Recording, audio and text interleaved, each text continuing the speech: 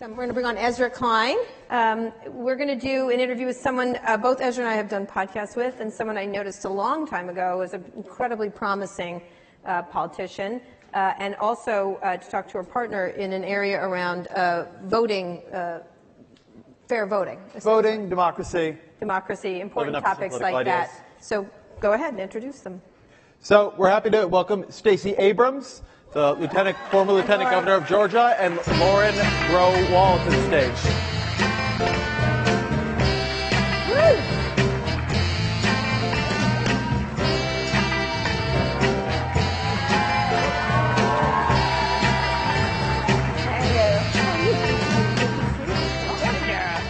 You guys sit over there. Unless you want to do the interview, Stacey. Nope. Whatever you want to do. That might actually make our lives easier, though.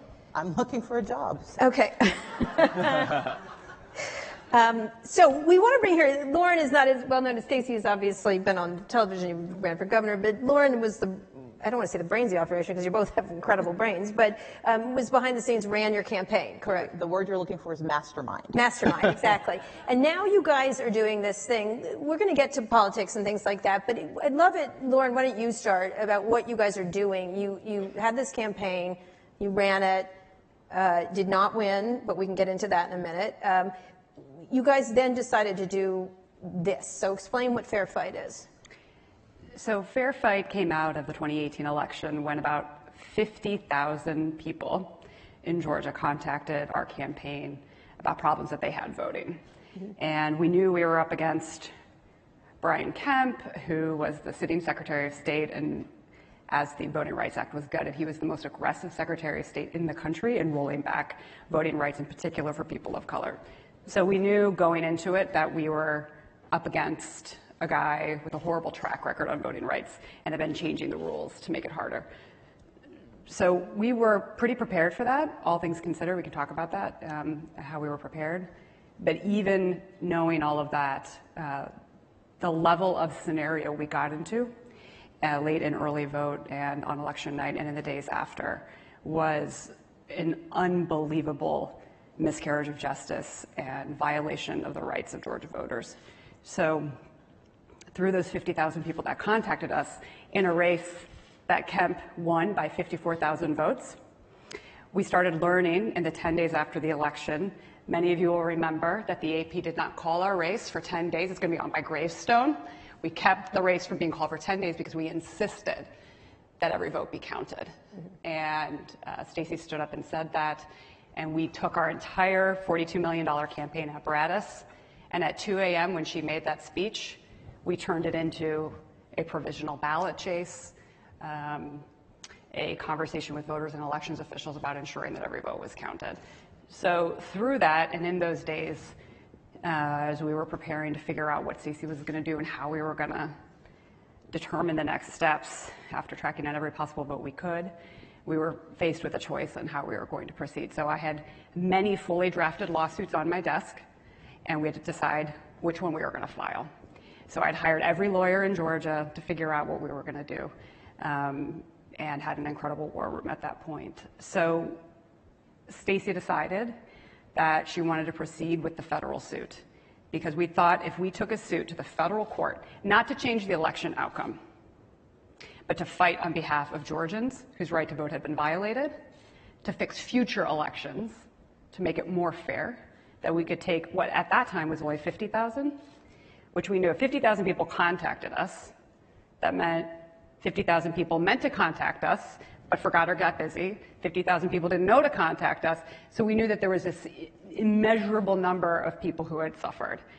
And so we took that and we took a 501c4 that we had formed many years ago and repurposed it. A civic engagement organization joined with Ebenezer Baptist Church and many other co-plaintiffs to file litigation that says we're asking the federal court to deem the Georgia election system unconstitutional and that people of color are disproportionately targeted. Okay, so Stacey, why this? What was talk about why you decided to do this? Because obviously you've had apparently some job offers or some things which you're going to sort out for us. But why did you want to do it this way?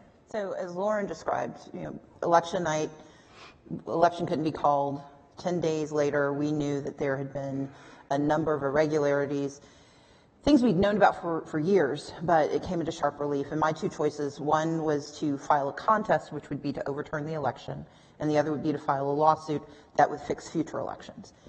My commitment to the question of voting rights began with my family. My parents were both involved in the civil rights movement, but for me, voting rights has always been a means to an end. You cannot have true freedom without the right to vote. You cannot get health care, you can't get education. You apparently still can't have reproductive health and reproductive rights, even if you have the right to vote. But all of those rights are underpinned by the right to vote. And when I think about the infrastructure of America, if you think about progress, the three components are being able to access the right to register, the ability to access a ballot, and the ability to have that ballot counted. Those are what we call our voting rights, and those are under attack. And my campaign was not singular. We weren't the only campaign that was in a state where voter suppression was real. We just happened to be the only one that was facing a cartoon villain who, happened to run, was the referee and the, architect of the system, and he also got to be the contestant and the scorekeeper. And so we had the most dramatic example. But the fundamental issue was, without securing the right to vote, without making it sacrosanct and real, the rest of the policy initiatives that we hold to be necessary and important never come to fruition. And that's not only true for Democrats. This is not a partisan issue. In the state of Georgia, we had a Republican primary that had to be held 3 times because of the incompetence and the challenges that come when you start to erode and corrode the voting system. And so Fair Fight Action is not my full-time job. Lauren is the CEO, but I'm the founder because I believe that we have to tackle head-on the most existential crisis in our democracy, which is the distance that we are creating between citizens and their right to vote. There's also this question. There's also this question laddering up to the national scene of, even when you can vote, does your vote matter? So the President of the United States was the runner-up in the popular vote. The Senate is controlled by the party that got fewer votes in the last 3 elections. The House could have gone the other way, despite Democrats winning the popular vote, if it had been a little bit closer. The Supreme Court reflects that. Is America a democracy? Yes. But we have to remember that we're vulnerable. Democracy is resilient, but it is always vulnerable. And we have, in our country, sort of operated on an autopilot where we presume it will always be so because it has always been thus. But that assumption has only ever been made by one singular population. And that's basically white men. Everybody else has been fighting to get there. And so for those of us who've come late to the conversation, we've always been aware of the fragility of democracy and the fragility of our voices, which is why it is so important that we fight even harder in a moment where it's coming into sharp relief, because the demographic changes that we're facing, and that's not just racial demography, it's age demography, it's the shifting of populations from the Midwest to the South. All of those pieces are changing how our politics are lived. And so yes, we have a democracy, but that democracy is constantly in need of refreshing and protection, and we have forgotten that part of our responsibility. So the lawsuit you got moved forward, correct? Where is it now? Yeah, so not surprisingly, the state tried to kick us out of court, and not surprisingly, we kicked their ass. And that's what we do. That's our name, Fair Fight. We fight. That's what I do. And so we have an incredible legal team and incredible staff. And not only did the state have their motion to dismiss denied, it was denied in a beautiful 85-page order that used our own language back to us from the court. And this is really important in terms of voting rights. A, the standing issues in the suit are really important. Stacey Abrams, a candidate, our campaign is not a plaintiff in this suit. These are grassroots civic organizations that represent domestic workers, that represent Martin Luther King's home birth church, churches around the state, civic organizations. The court agreed with us that because those organizations work to engage voters and educate voters, they have standing because of future harm this could do to them. And so that's important for organizations in Florida and Tennessee and Texas that are facing unbelievable onslaught on the right to vote, that this federal judge has granted standing and agreed with us in terms of standing. So there's a whole series of things. Brian Kemp is now the governor. Not surprisingly, as governor, he has not talked about this issue. He has not talked about 29,000 provisional ballots that were given out, 29,000 mainly African Americans in the state where he is governor. Don't know if their vote was counted.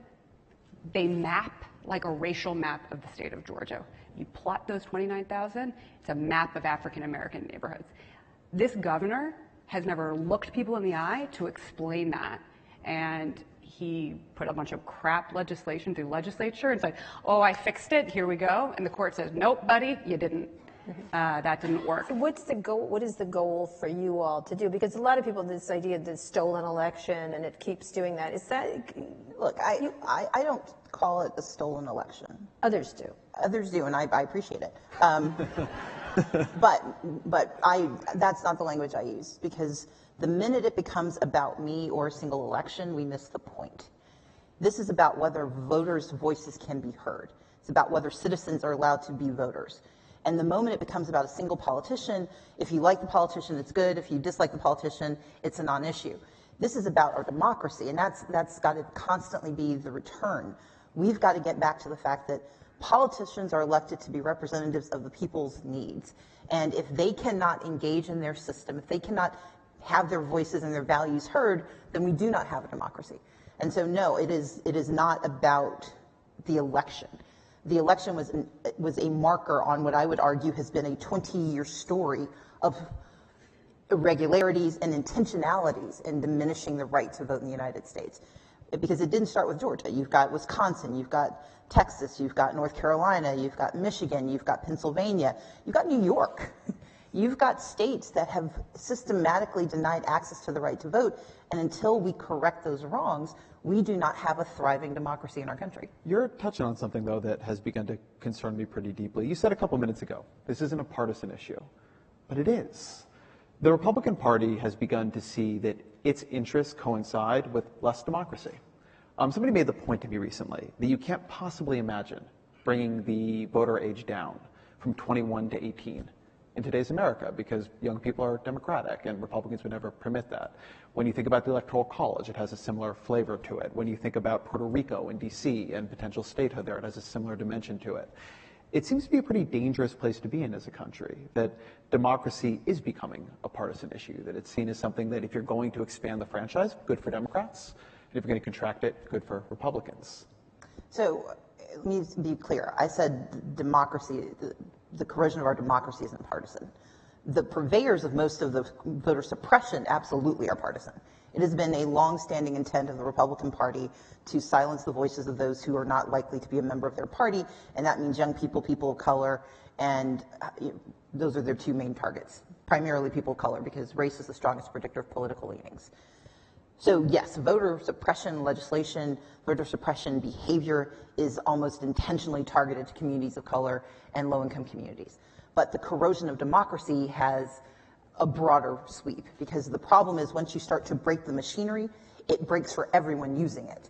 And that's why I think it has to be that we also remind Republicans that this is a danger to them as well. The area where they had to run that election, it was because the same incompetence and malfeasance that was used to deny the right to vote to millions of Georgians to have their full hearing, it also had the ancillary effect of affecting that election 3 separate times, because those same tools can be used against you if they become part of how the machinery operates. So let's talk a little bit about Georgia now, because right now Georgia's gotten in the news, and you came out, and I think both of you had talked to me about this. This is pre the reproductive rights issues. You have come out pretty strongly that tech companies often boycott states, usually in the first. Now media companies are right there too.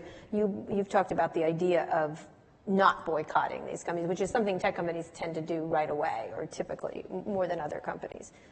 Can you make the argument to tech people why they shouldn't, if they're for reproductive rights, why they shouldn't boycott? What's your thinking? Hello. I was surprised. Okay. Okay. She's leaning forward. Okay. I believe in boycotts. I grew up in Mississippi. I live in Georgia. I only get to vote, go outside, and eat because of boycotts. So yes, I know they can work. But we have to remember that boycotts have to be directly connected to the goal. And the challenge with reproductive rights is that Roe v. Wade does not ban, overturning Roe v. Wade doesn't ban abortion. Overturning Roe v. Wade returns the authority to determine access to abortion to the states. And so even if Roe v. Wade is overturned, if you have not changed the composition of the legislature, then you cannot change the outcome. Because you can get one law reversed, but that does not stop a new law from taking effect. The only way to fundamentally change access to abortion and to make it the law of the land is to change the composition of the legislature and the governor in the state of Georgia. Boycotting doesn't do that, because what you do is you suck out resources and you actually remove potential voters who could make it better.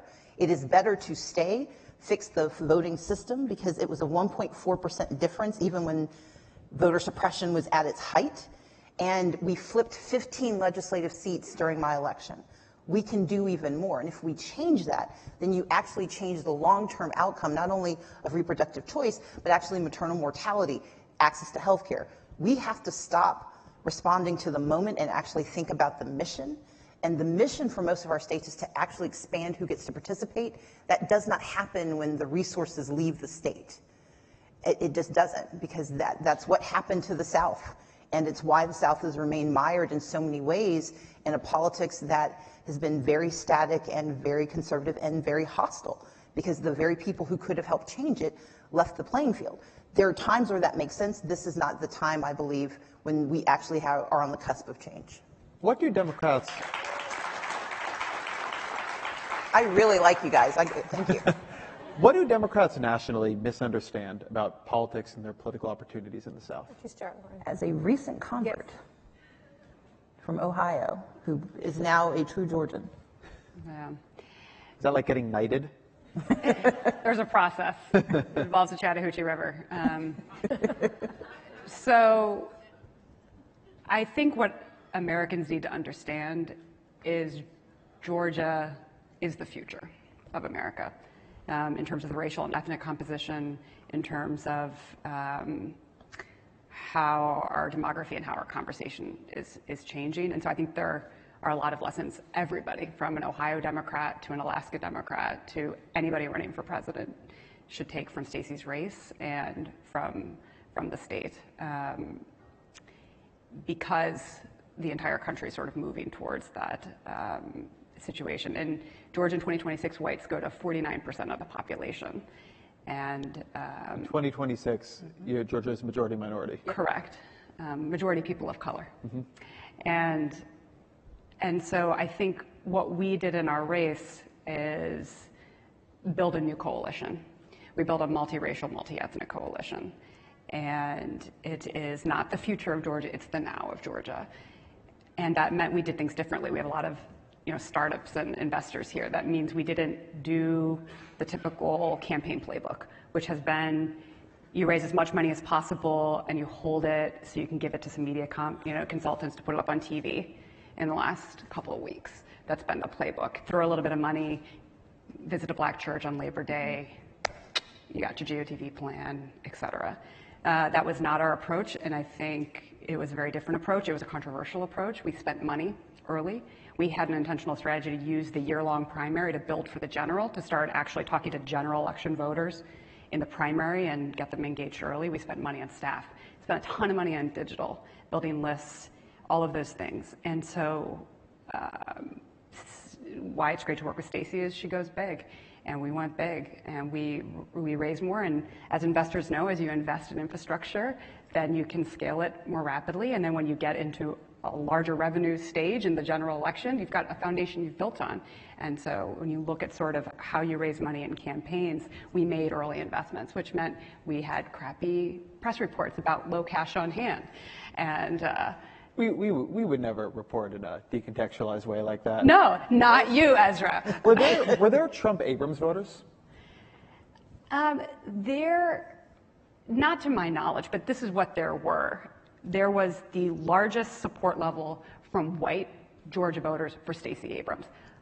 By not just a little, by a lot. So if anybody knows Georgia, one of our large Atlanta counties is DeKalb County. It's where part of the city of Atlanta is, and a very Democratic county. In 2014, some of you may have known, Jimmy Carter's grandson, Jason Carter, lovely human, and Sam Nunn's daughter, Michelle Nunn, ran for office. Those are big Georgia names. They got 55% of the white vote. Everybody thought, no way that this black woman should run. She shouldn't run. No way she'd be competitive in a general. No way white Georgians would vote for her. We heard this all day long for a year. Stacey got 69% of those white voters. So talk, Stacey, about sort of what the modern election looks like. You used a lot of social media. You're obviously a compelling politician. What does a modern election look like going forward? And then we do want to talk about 2020 and what the heck you're doing, because I'm not clear. Talk about what does a modern election look like? Does it look like it's voted digitally? Does it look like people vote on cell phones? And then how does a politician approach elections? I think it has to begin with, how do you get voters? And we used to say there is no path to victory, there's math to victory. Elections are math, that's it.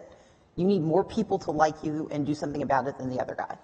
And that means one of the things we did differently was that we used technology to do persuasion. Typically, you don't persuade the people who should vote for you. We spend all of our time trying to convince Trump voters. What I said is, look, if a Trump voter likes what I say, you're welcome. But I'm not going to change what I say to convince you to come on board.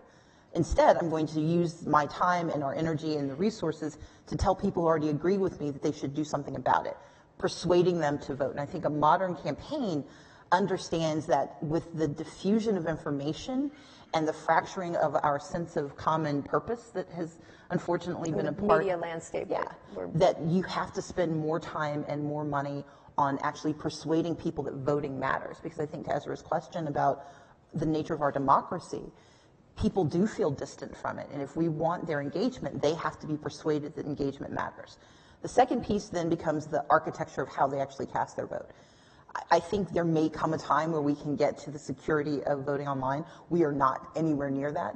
In fact, we need to return to the very analog of hand-marked paper ballots, I think, to secure. In fact, there was a story out today that North Carolina had online for anyone who wanted it, the passwords to all of the systems for their voting system. Mm-hmm. And that's one of the systems that was actually investigated by Homeland Security. Brian Kemp refused to let Homeland Security evaluate our system. And so before we move to digital voting, to online, to voting by your phone, we have to get the act of voting right again. And I think the last piece, so it's the process, it's the architecture, and then it's the auditing ability. And that's the most important piece. One of the different things about our campaign, and Lauren alluded to it, was that we did not let them call the election on election night. We have got to get past this idea that elections are decided by 11 p.m. Eastern Standard Time. It's just not true. We have provisional ballots. You have absentee ballots. You have mail-in ballots. We have to recognize that our elections, our future won't be decided in an evening in time for a nightly broadcast. And one of the responsibilities then is for candidates not to deny the responsibility of elections, but we also have to allow the process to play out. And I think one of the parts of a modern election system will be that as we expand how people can cast their ballots, what they're doing in California and Oregon and Colorado, that means we have to teach patience in our process. Because if we want more people to come on board, they have to believe there's a reason to do so, and they have to be able to trust that their vote will be counted and evaluated, and that the truth is actually told by the end of the day. The next election that's coming up is 2020. Really? I've heard. Okay. Will you be running for anything in that election? It's entirely possible. What? What would it be? What would it be? Yeah. If you had to rank them It would be by an probability. Office. It would be an office. It would be an office. Look, I'm not being coy. I do not. Being a little coy. I'm being funny, not coy. Coy presumes I know what I want, and I'm not telling you. Here's the thing. I think we have a really strong slate of candidates for president. I think there are a handful of folks who are good people who should not be president. And for me, the conversation is when we get to this next phase of the election, I'm not disquieted by the number of people running. It's a handful more than ran before, but it's not overwhelming, and it's good for our democracy to have people who want to step up. But we are going to hit a point where we start to winnow out who's actually viable and who's not. And for me, viability is, are you talking about the core issues of the day?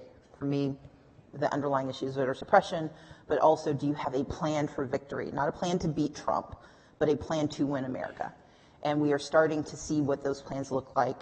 Some people are better at announcing their plans than others, but we're seeing that play out. But it also means you understand the composition of the electorate. I will enter this race if I think that I can add value to it. If I do not think I add value, I won't run.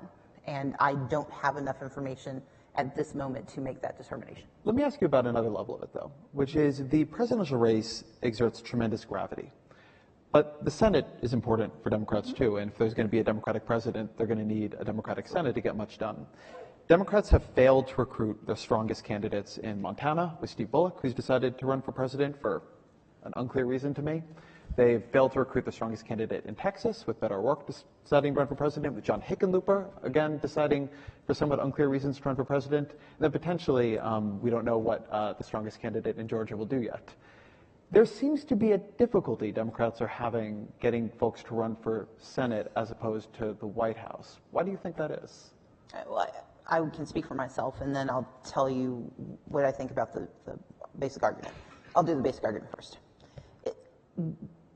The Senate races, most of the qualifying won't happen until next spring.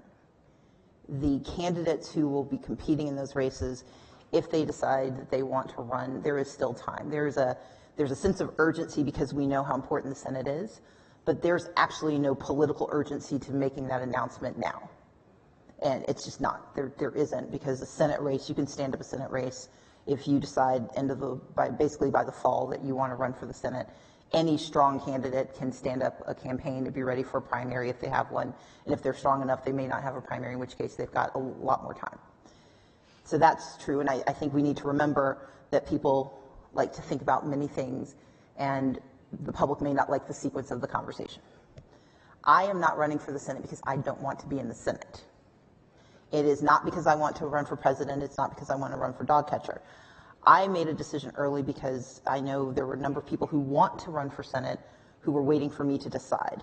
And they were showing me an amount of deference that I did not need, but I appreciate it and I want to be respectful of it. I've been in the legislature. It is an incredibly important job, and the Senate is structurally necessary for our success. It is not the job I want to do. Because when you run for the Senate, you need to plan to be there for 6 years, 12 years, 18 years. That is a complete transformation of the path I see for my life. And I don't think you run for office just because an office is there. I'm in politics because there are things I want to accomplish, and I need jobs that will let me do that, and the Senate is not that job. The other thing is, I'm not hubristic enough to think I'm the only person who can win. There are other people who can win the Senate. If I've done my job as a leader in Georgia, what Lauren and I put in place in terms of infrastructure, the playbook we have demonstrated, if it's true, another candidate can use it. And so my responsibility is to help the best candidate possible win that election, and that's my commitment. But one thing, Lauren, you told me, I think people are surprised because not many people don't grab at these things immediately. I think that's what the shock is. You say, I just don't want to do it, which I think is surprising to a lot of people. Yeah. But Lauren, you said you don't want to work on politics anymore. You want to do this. You led a campaign that was pretty astonishing that you got as close. I don't know that I ever said that exactly to you, Carol. Okay, all right, okay. You said something like that. It was surprising. I mean, I am not a hired gun who just goes and works for anybody. It's not how I've operated ever in my career. And so I am selective about what I do. And it's, for me, what we lived through in the 1.5-year race, and for me as a human and an individual, in terms of thinking about how I would look people in the eye and how I would look at my child, and having a level of power and influence in our party at this horrible time, for me, I knew voting rights was not like the thing I signed up to do, as I went into my political career. But I knew that what we witnessed was so egregious. Egregious is not the strong enough word. I'm sure Stacey has a much better word. So just horrible, and that I was in a position of power to challenge that. I felt like it was just duty. We just had to do it. And that we had to run it like a campaign and bring all of the like psycho in a good way that we have to this effort. And so I'm doing that, but that doesn't preclude a whole lot of other things, as a professional. Would you run her presidential campaign? Stacey and I have been friends and partners for a long time, and so I'll leave it at that. Stacey, you've written some, I think, quite interesting interventions into the identity politics debate. Something you hear a lot in Northern California. It's something that presidential candidates talk about disparagingly pretty often. What does identity politics mean to you, and what do you think we get wrong when we talk about it in politics? The phrase identity politics is a weaponization of the Democrats' structural advantage in elections from now into eternity. And Republicans recognized that the homogeneity of their party meant that they were left out of multiple conversations. And so instead of solving their internal trauma of not actually bringing more people into the fold, they instead do what they do extraordinarily well, which is brand this idea and make it a negative. That paying attention to the disadvantaged, the marginalized, the disconnected, and identifying their issues and connecting it to a political solution was somehow an invalid construct. Francis Fukuyama decided to dress it up and he's a very smart man, but he decided to analyze it through a lens that said that if we just return to the issue of class, everything else will be satisfied. And I'm being deeply disparaging about his analysis. It was much more complicated and thoughtful, but still wrong. Identity politics is simply this. We all have identities, but there are structural barriers that impede access to opportunity for certain communities. We know those are true, we know those are real, but we cannot fix them if we don't identify them. And identity politics is the practice of saying, I'm going to elect you in part because you see me. I'm going to hire you for this job of representing me because you can articulate the challenges I face. And I will not hire someone who refuses to acknowledge that I have a challenge.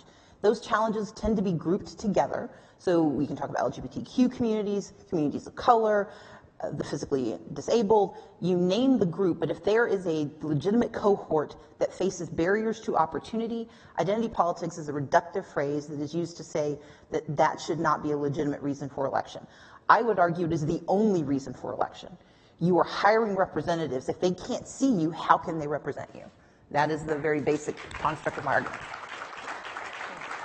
One thing I want to pull out in that is that you note that there is a growing demographic advantage for the Democratic Party as a collection of different groups. Yes. And there can sometimes be among Democrats a sense of demographic inevitability, right? They believe that the wave is just going to come for them, and they don't actually have to do all that much except wait until the moment when the electorate changes to give them the advantage that the Republicans can't do anything about. You've talked about demography not being a destiny, but a kind of opportunity. So do you want to talk about what the difference between viewing it in those two ways is? Destiny says it's going to happen inevitably. Opportunity says it can happen, but you've got to work for it. It's kind of like dating someone. Yes, you two may be in the same room, but he or she is not going out with you unless you do something about it. And in democratic politics, we have waited for destiny to just put the person in front of us, and thus we are together. We've ignored the responsibility, which is why Lauren is so extraordinary as a leader of campaigns, which is that you've got to go and get it done. You've got to do the work of conversation. You've got to do the work of engagement. You've got to do the work of turnout. Voting does not happen because people just wake up and think I should vote. Voting happens because they believe something will come of it. They are giving of their time. They are giving of their trust. They are investing their hope. They have to believe there is something that will come of it. And those very demographies that we're waiting to emerge have been the most disassociated from real opportunity. And so we have to recognize that if we want to convert that energy and that change into actual destiny, we've got to do the work to make it so. All right, last question, and we'll get to audience questions. How do you think tech has impacted all of this? Lauren, you start, and Stacey, you finish. What do you think tech is responsible for in a negative way and possibly in a positive way going forward? Well, the first thing I'm going to say is not exactly tech's fault. I think it's Republican austerity government has been part of the way they've broken election system in this country and made them vulnerable. There's certainly a laundry list of examples I could give you in Georgia, leaking data, letting data get hacked, lack of data integrity. So that's not tech's fault. That is austerity government bundled together with a, hatred for African Americans in the South. But I think the tech conversation on how we vote, if we had thoughtful leaders, if we had governors like Stacey who want to think about how do we bring tech in to invest and partner with government to have the best in class security and those things. So I think tech could be really part of that solution if we had government agencies and elected officials who were thinking that way. So that's one thing. And then, as an operative, obviously, things have just changed a lot since I've been doing it. I'm 39. I started this when I was 22. And in terms of, how we do targeting, how we do communications, and I think sort of the media fragmentation creates just so many opportunities to reach communities that beyond sort of a field contact and a door knock, we can now not only find them through that sort of traditional way, but also through how we do, targeting on Spotify and how we engage in digital advertising. So I think I've seen a lot of good in terms of, especially at a campaign like Stacey's, where it hadn't been done before, and so we had to sort of create a new model. And so we invested really broadly in all different types of platforms. We were on, white country music radio, and we were on, Pandora. We were sort of across the spectrum, trying to understand how we could really reach people and into new audiences. And what was the second part of your question, Kara? Do you see any negative aspects of it, like what happened with Cambridge Analytica, the abuse of? I mean, everything gets used for bad in our sector. I mean, when you have, people still send out robocalls lying to people. So I think I have a very high, it gets all effed up. Like Cambridge Analytica, sure, our side does a lot of things. Look, I mean, I said two things at the beginning of our campaign. I said, one, Stacey wasn't going to get assassinated, and two, Russia wasn't going to hack my effing campaign. Neither of those things happened. They tried both, right? They tried both. And so I think part of what tech has to understand, I think what operatives have to understand, it's a battlefield. We're dealing with an enlivened KKK, an emboldened KKK. We're dealing with really active foreign interference. So you can't just go run for Senate because it's available and just go hire a campaign manager off the street and everything's good. I just know, you gotta want to do these jobs.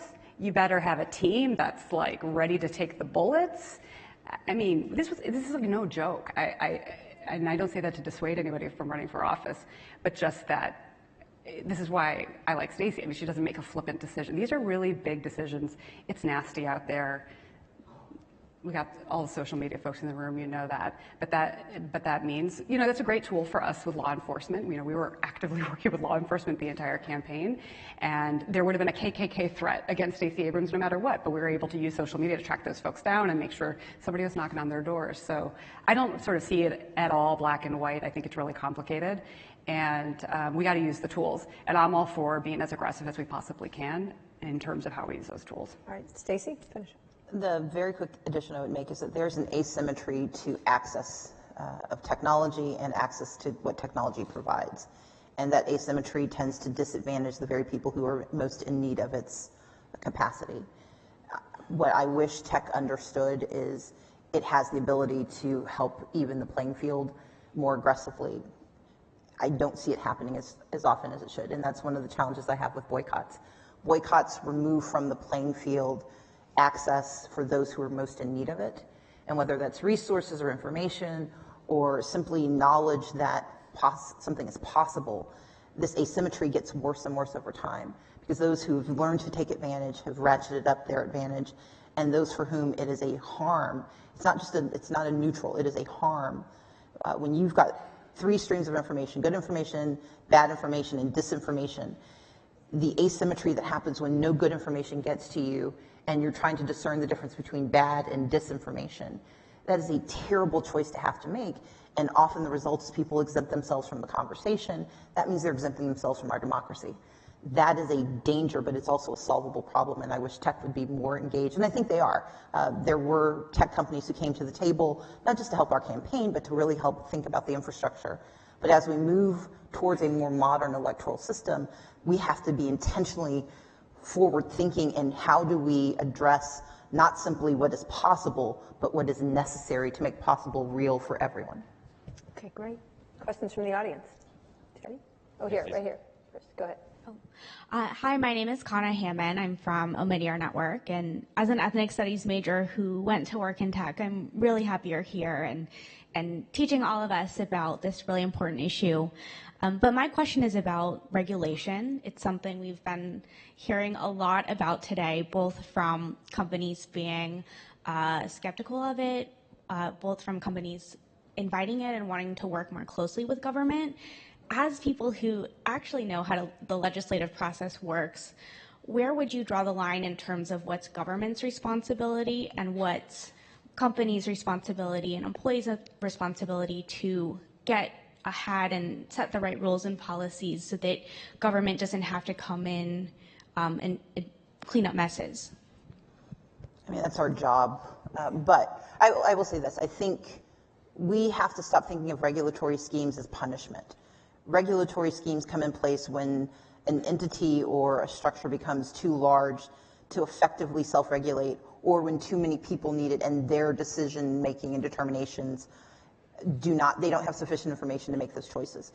There's nothing about the technology space that hasn't had a precursor example of regulation. We have regulated information. It's called the FCC. We've regulated the delivery of information. We simply have to recognize that I do believe now is time that the maturity of the tech industry writ large is such that it is now too large to leave it to best intentions. It is, and too many people intersect with it for individuals to be making those choices. And so I do believe it's a common cause. If anyone believes that government makes decisions without the information and the advice of the industry, you've never been to DC or to a state capitol. And so it is a joint enterprise, but I do believe that we have reached a place where regulatory structures are necessary to maintain. Which one? Is it antitrust, or is it just? I think it's all of the above, because there's delivery, there's content, there's the very power. I mean, that's what I'm talking about, power. The very power. Now, I don't think we have reached the place where we know enough to determine the tipping point of antitrust, in part because some of these things are so opaque as to, I don't want us to make decisions where we're simply breaking it up. The terrible analogy I used with Ezra was, look, it's like trouble with tribbles. You don't want it to proliferate just because you're trying to solve one problem, you create many more. And so I think, and this isn't as simple as breaking up the baby bells or breaking up a railroad system. We really do have intersectionalities and interdependent technologies that I think it's very naive to say that you can simply say, now you shall disperse. We're not ready for that. I think the first step is regulation. I do think we should have an eye towards antitrust. And I do think there are some companies that are reaching an inflection point where antitrust conversations can happen faster. But I want us to begin with regulatory. Well, that was a complex and nuanced answer, which is unusual for politicians. Go ahead. Hey, Stacey. I appreciate it. Teddy Schleifer here from Recode. You met with Beto O'Rourke last week in Georgia. A lot of candidates are sort of seeking your stamp of approval on voting rights issues. Beto O'Rourke came out. He says he wants to see the national voting percentage, turnout percentage, be 65%, pretty high. A, I'm curious if you think that's realistic. And B, as an observer on the sidelines right now, which of the 2020 candidates do you think is kind of offer the most compelling platform on voting rights? Not going to answer the second question. How about you, Lauren? You sure? But Lauren. Lauren can answer it. Lauren, do you have one? I like many. We're trying to make some news, so. Well, here's the thing. I am pleased that everyone I've met with has not only made a commitment to this conversation, but has done the work. They've done the work in different ways. And again, we are early in this campaign. And so that's why I'm not going to pick and choose. I think we've seen a number of different ways that this has been made manifest. The first part of the question was? Is 65% realistic? Yes, 65. It is. I mean, look, there are nation states that hit 70, 75%. Part of it is the investment in the elections. We do not invest in disadvantaged communities. We do not invest in non-voters. We have, I mean, there's a myth of efficiency in the way we run elections, where it's the most efficient thing to go back to the people who voted before.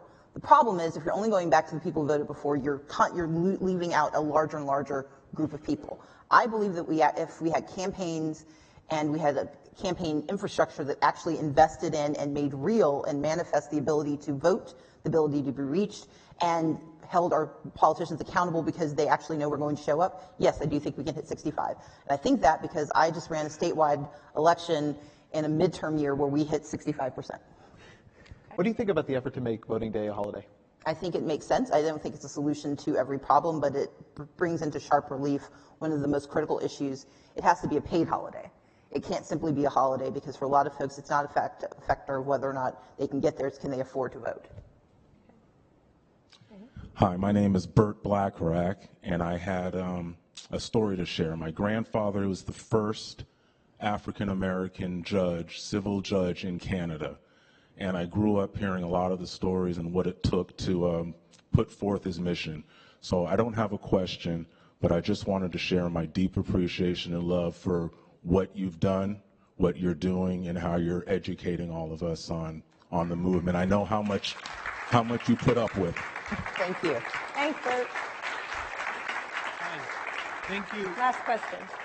Thank you for being here today. I was curious how Democrats and political parties in general can win back the center, because it feels like we've become more polarized in our politics over time, and there's a real center that's left out of the conversation.